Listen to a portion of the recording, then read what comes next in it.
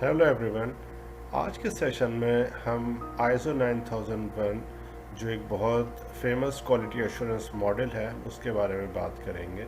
हम देखेंगे कि ISO ने जो ISO 9001 स्टैंडर्ड है वो क्यों डेवलप किया और ओवर द टाइम पीरियड इसके कितने मेजर रिवीजन्स आए, इसका ऑडिट कैसे कंडक्ट किया जाता है, इसके मेजर क्लॉजेस कौन कौन से हैं, and what are some advantages and disadvantages of adopting ISO 9001 क्या हो सकता है। तो let's look at the historical development of ISO itself। अच्छा, जो ISO मतलब इंटरनेशनल ऑर्गेनाइजेशन स्टैंडर्डाइजेशन है, वो 1947 में डेवलप की गई थी। यूरोपियन कंट्रीज़ ने इसको डेवलप किया था और इसका अभी भी इसका जो हेड ऑफिस है it's based in Geneva, Switzerland.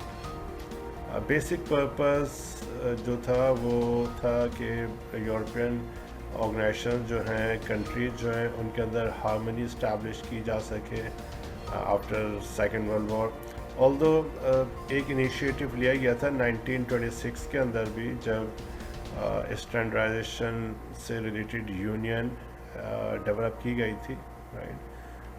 लेकिन 1942 में उसको डिसबैंड कर दिया गया था, लेकिन उसका फोकस स्पेसिफिकली मैकेनिकल इंजीनियरिंग की तरफ था। लेकिन जब 1947 के अंदर ISO को इस्टेब्लिश किया गया तो उसने बहुत सारे प्रोडक्ट रिलेटेड स्टैंडर्ड्स अभी तक बना चुकी है जब से, राइट। तो अगर हम उससे स्पेसिफिकली पूछें तो around 22,000 standards have been establish so far by ISO 9000।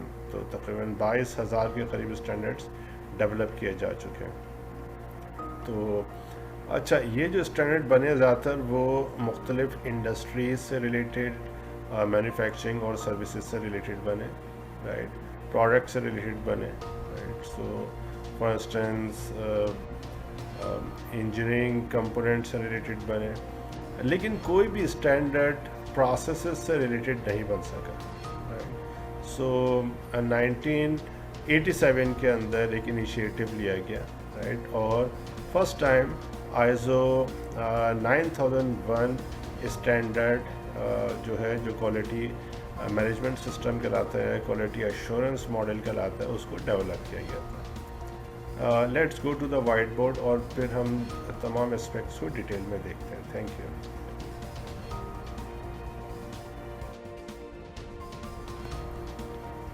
अच्छा, तो हमने ये देखा था कि ISO ने प्रोडक्ट्स और सर्विसेज के बाद जो सबसे पहले स्टैंडर्ड बनाया 1987 में QMS या क्वालिटी एश्योरेंस रिलेटेड था। अच्छा, जो QMS रिलेटेड स्टैंडर्ड था बेसिकली उसको अडॉप्ट करना आसान नहीं था, क्योंकि US जो था it had become one of the most important emerging global power, right. Britain जो था वो एक सुपर पावर था उस ज़माने में भी, तो उनको शामिल किए बगैर यूरोपियन कंट्रीज़ जो थे वो ISO को सक्सेसफुली और ग्लोबली इम्प्लीमेंट नहीं कर सकते थे। तो लेकिन US के अंदर अपना एक ख़ुद का स्टैंडर्ड जो मैन्युफैक्चरिंग के अंदर, स्पेसिफिकली डिफेंस मैन्युफैक्चरिंग में बहुत पॉपुलर था, उसका नाम था मिल-स्पेक, मिलिट्री स्टैंडर्ड और मिलिट्री स्पेसिफिकेशंस, राइट। सो ये US के अंदर बहुत पॉपुलर था टू इंश्योर क्वालिटी। अच्छा, इसी तरह ब्रिटेन के अंदर बहुत popular standard by the name BS 5750 था, British standard 5750। So they had their own standards. Still, they use these standards, and these are their national standards for ensuring quality. तो ये हुआ कि ISO ने कहा कि सही है, ठीक है, मैं आपकी रिकमेंडेशन लेता हूँ मेजर UK से का some major recommendations came from ISO itself, and first time उन्होंने एक क्वालिटी अश्योरेंस मॉडल डेवलप किया। इससे पहले वो प्रोडक्ट रिलेटेड स्टैंडर्ड्स डेवलप कर रहे थे, लेकिन फर्स्ट टाइम 1987 के अंदर उन्होंने प्रोडक्ट रिलेटेड स्टैंडर्ड को डेवलप किया, राइट। तो अब एक बात ये कि स्टैंडर्डाइजेशन से फ़ायदा क्या होता है। अब आप ये देखिए कि स्टैंडर्डाइजेशन जो है वो कॉस्ट को कंट्रोल करने में जो चीज़ रिपीटेटिवली बनाई जा रही होगी तो उसके अंदर आपकी बेहतर लर्निंग होती है, आप कॉस्ट को कंट्रोल कर सकते हैं, आप क्वालिटी डिफेक्ट्स को ख़त्म कर सकते हैं। सिमिलरली अगर आप कोई स्टैंडर्ड अडॉप्ट करेंगे उसको आप एज अ बेंचमार्क भी दूसरी इंडस्ट्रीज़ के अंदर अडॉप्ट कर सकते हैं या उससे आप सीख सकते हैं। सिमिलरली फॉर इंस्टेंस अगर आप देखें बल्ब के हमारे पास डिफरेंट स्टैंडर्ड्स हैं, 60 वाट, 100 वाट, टायर्स के डिफरेंट स्टैंडर्ड हैं, पेपर्स के A4 साइज़, A5। अगर ये स्टैंडर्ड ना हो तो global harmony, global trade, global interaction कितना डिफ़िकल्ट हो जाएगा, राइट। तो इसकी वजह से ग्लोबल ट्रेड को बहुत सपोर्ट मिली। सेकेंडली डिफेक्ट्स को कंट्रोल करने में मदद मिली, कॉस्ट को कंटेन करने में मदद मिली, things become quite interoperable, right. So एक चीज़ जो यहाँ यूज़ हो सकती है वो दूसरी जगह भी यूज़ हो सकती है, राइट। सो ये बेनिफिट मिला, तो स्टैंडर्डाइजेशन का ये बेनिफिट था। अब नाउ अगर आप प्रोसेसेस को देखें तो प्रोसेसेस भी अगर आप यूनिवर्सल क्राइटेरिया बनाएं तो बहुत हद तक ऑर्गेनाइजेशंस एक जैसा काम कर सकती हैं। तो फर्स्ट टाइम आईएसओ ने जो QMS क्वालिटी मैनेजमेंट स्टैंडर्ड था वो डेवलप किया 1987 के अंदर, जो आप ये देख सकते हैं। तो इसके अंदर 3 क्वालिटी अश्योरेंस मॉडल थे, QMS थे, ISO 9001, ISO 9002 एंड ISO 9003। अच्छा, जो ISO 9001 था ये था फॉर दोज ऑर्गेनाइजेशन जिनके पास डिज़ाइन हो रहा था, प्रोडक्शन, इंस्टॉलेशन, टेस्टिंग और new product development. Now if you look at ISO 9002, ये वो ऑर्गेनाइजेशन अडॉप्ट कर सकते थे जिनके पास प्रोडक्शन थी, इंस्टॉलेशन थी, टेस्टिंग थी, सर्विसिंग थी, लेकिन उनके पास कोई न्यू प्रोडक्ट डेवलपमेंट नहीं हो रही थी। सही, तो ये स्टैंडर्ड उनके लिए था। अच्छा, ISO 9003 1987 was for those organization who would like to conduct audit on these two types of firms। So ये क्वालिटी एश्योरेंस मॉडल जो था वो एक ऑडिटिंग स्टैंडर्ड था बेसिकली। तो मतलब आप ये नहीं कह सकते, आप इनिशियली आप ये कह सकते मैं ISO 9001 सर्टिफाइड हूँ या ISO 9002 सर्टिफाइड, लेकिन आप ये नहीं कह सकते थे कि मैं ISO 9003 सर्टिफाइड हूँ। ये एक ऐसा डॉक्यूमेंट जो आपको हेल्प करता है कि आपको ऑडिट के अंदर कैसी गाइडलाइंस और कैसे स्टेप्स लेने हैं। तो अब इसके बाद फिर एक मेजर रिवीजन आया 1994 के अंदर, सही है।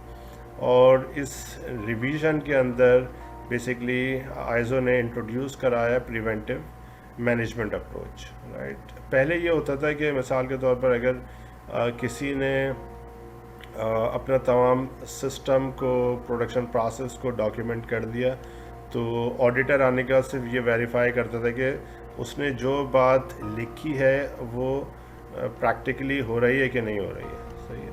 तो लेकिन अगर कोई क्वालिटी की इम्प्रूवमेंट नहीं है तो उसको बहुत ज़्यादा क्रिटिसाइज़ किया जा रहा होता था। तो first time ISO adopted the preventive management approach, सही।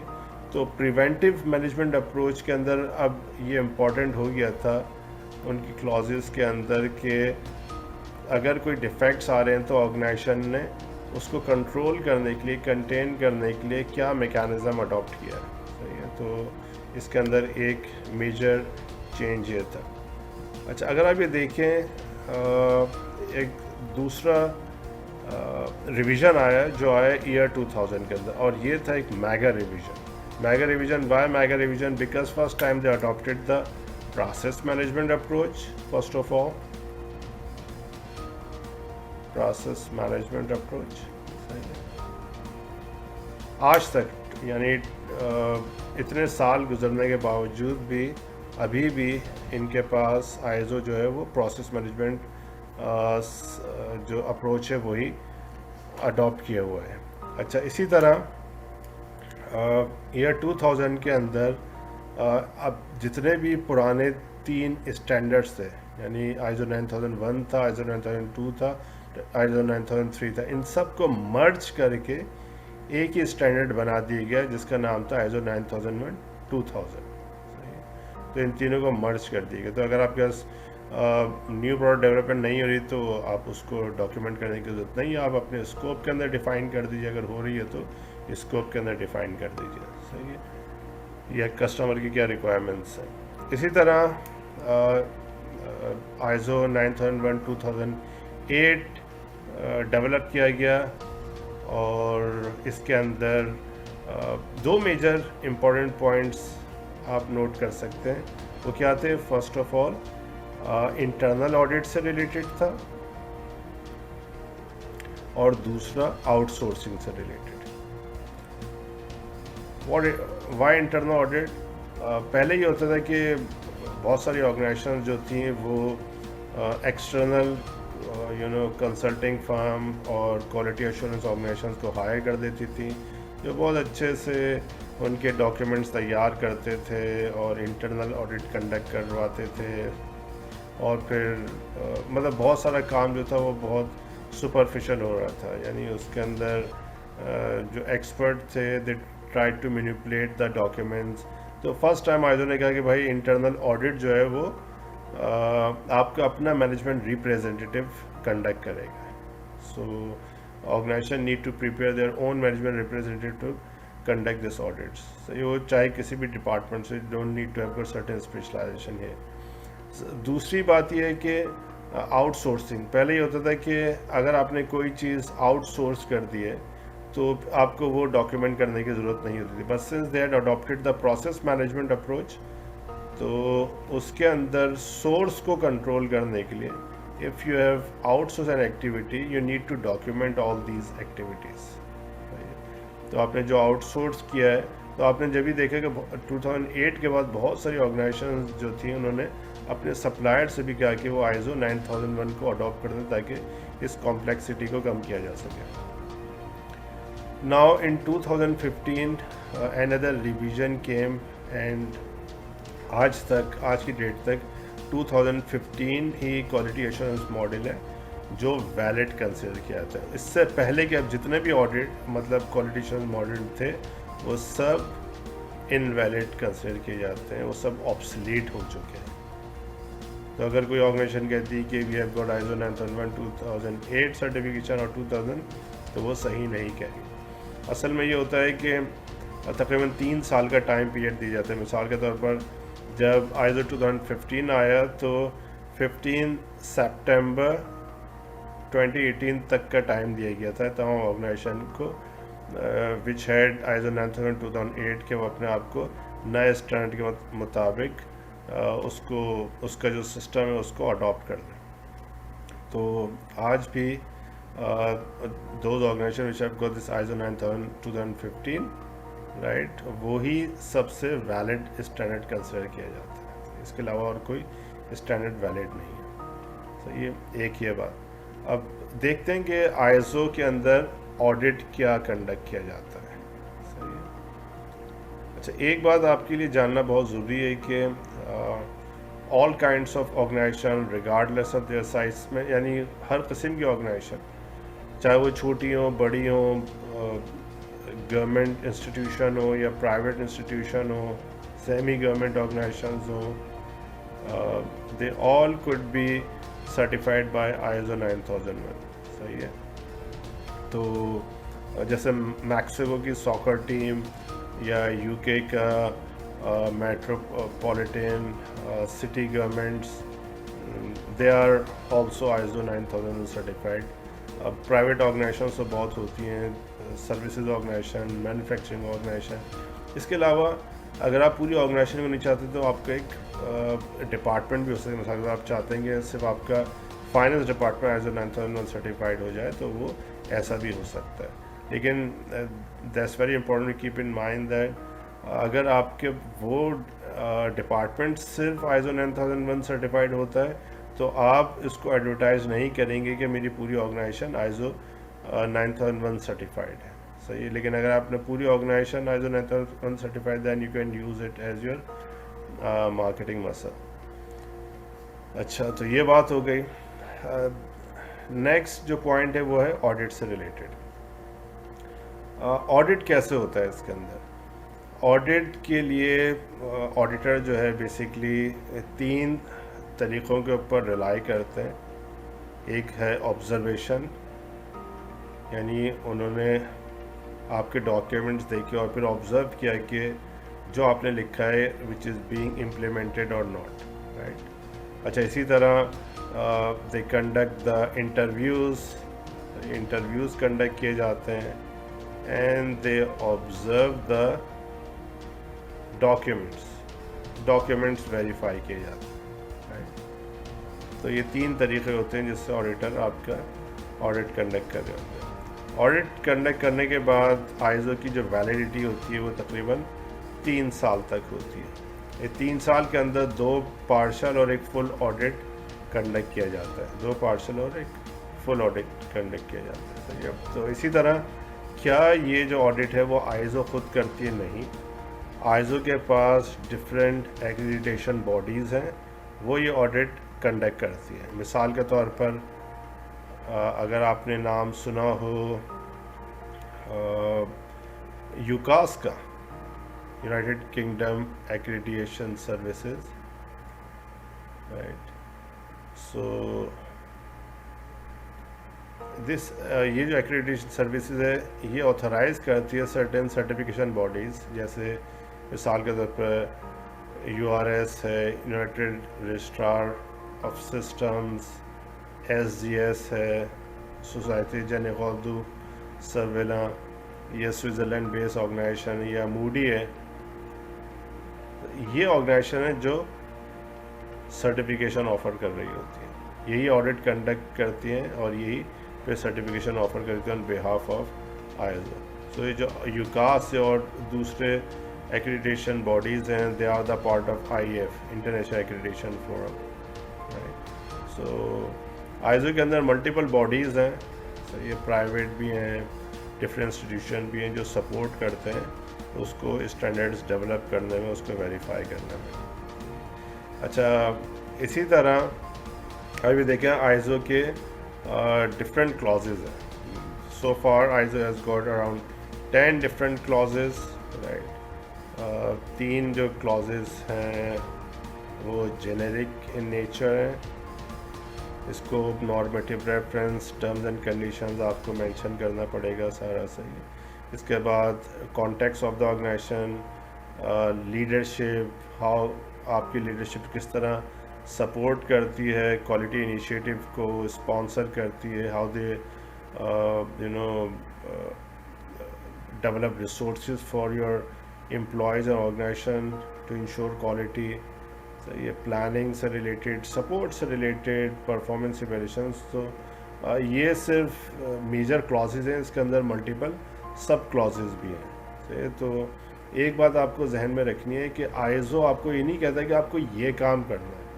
آئزو آپ کو ایک ڈائریکشن دے دیتا ہے، یعنی لیڈرشپ کی ڈائریکشن کے اندر 4 یا 5 سوال ہیں کہ آپ کی لیڈرشپ اس کے اوپر کام کرتی ہے کہ نہیں کرتی ہے. صحیح ہے، کرتی ہے تو کیسے کرتی ہے. ہر ایک کا اپنا کرائٹیریا مختلف ہو سکتا ہے، کام کرنے کا مختلف طریقہ ہو سکتا ہے، پلاننگ کا مختلف، لیکن وہ یہ انشور کرتے ہیں کہ جو آپ نے لکھا ہے وہ ایگزیکٹلی وہ کام آپ کے پاس ہو رہا ہے کہ نہیں ہو رہا ہے. وہ آپ کو ایگزیکٹلی یہ نہیں بتاتی کہ ورکس مین شپ کس طرح ہونی ہے یا کام کس طرح ہونا ہے، کون سا ویژن ڈیولپ کرنا ہے.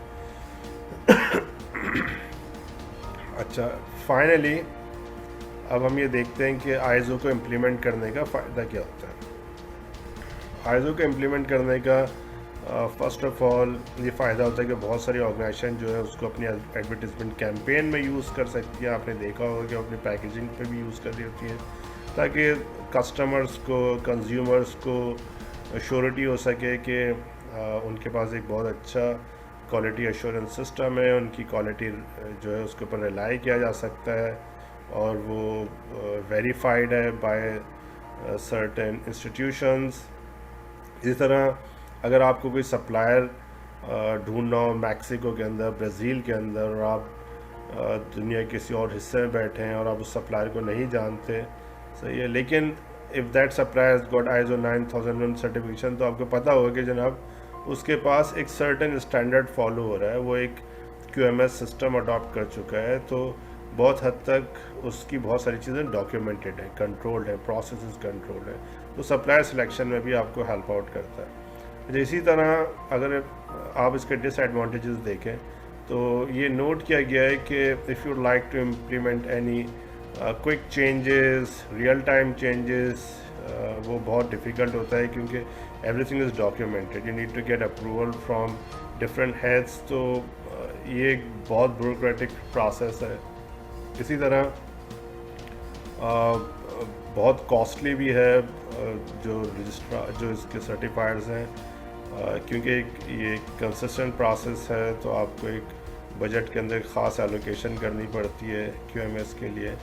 اور اس کے علاوہ بعض دفعہ یہ شکایت بھی آئی ہے کہ those organisation which implemented the ISO 9001 they are not consistent with their quality, right. تو یہ بھی پرابلم ہے کہ بہت سارے آرگنائزیشن بہت اچھی ڈاکیومنٹیشن کرتی ہیں لیکن ان ایسنس جو ہے وہ ان کے پاس کوالٹی جو ہے وہ ویسی نہیں ہوتی.